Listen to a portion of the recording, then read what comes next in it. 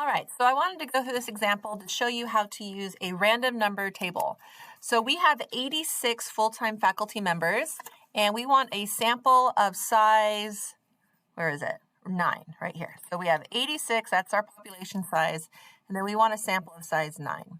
Okay, we're going to use something called the random number table, and this president closes his eyes and drops the pen the table at row 3 and column 6. So let's open up that random number table to see what it looks like. So it's a bunch of random numbers, as we can see. And like they said, it was row 3 and then column 6.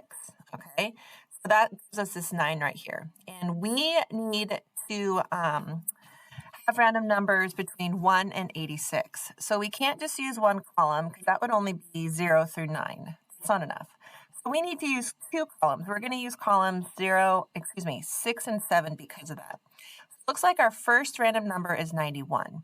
And we can't use that because we only have faculty up through, 86. So let's work our way down to get the next random number.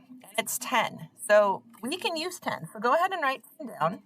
We want to make sure we get 9. Next one is 8. 0, 8 is 8. All right, and then the next one down is 92. That's too big. We're not going to use it.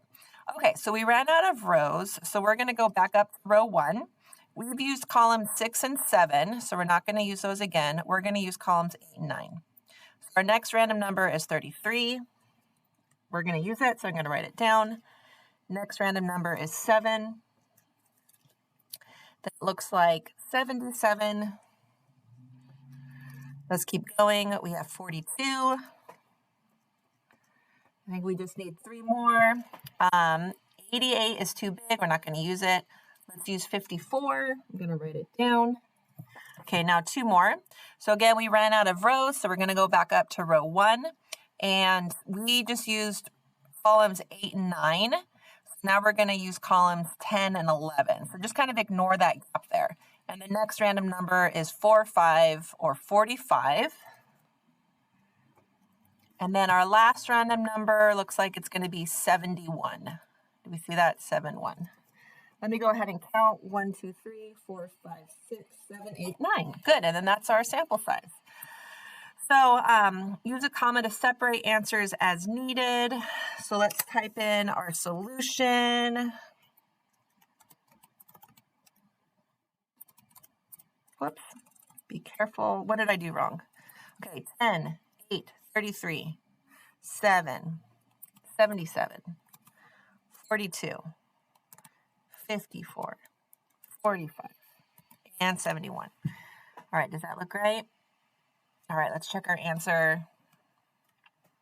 Excellent, thank you. All right, and this next one, he now uses technology to get random numbers. Here are the random numbers. Looks like he got 10, right? 1, 2, 3, 4, 5, 6, 7, 8, 9, 10.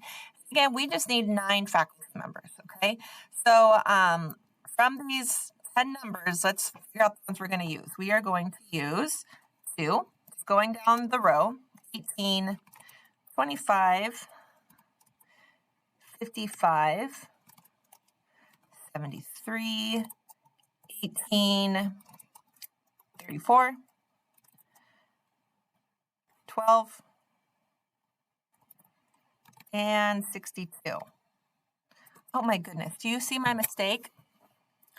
I did 18 twice. You can't do sampling with replacement when it's a committee. So I made a mistake. I'm going to go back and edit that 18 out. Does that make sense? You can't choose the same person twice because they're humans. This has to be sampling without replacement. We're drawing one, and then the faculty is now in our new committee. And so that's that. So this lesson here was we cannot use the same number twice when it's a simple random sample without replacement. So let's go ahead and check our answer. And we are good to go.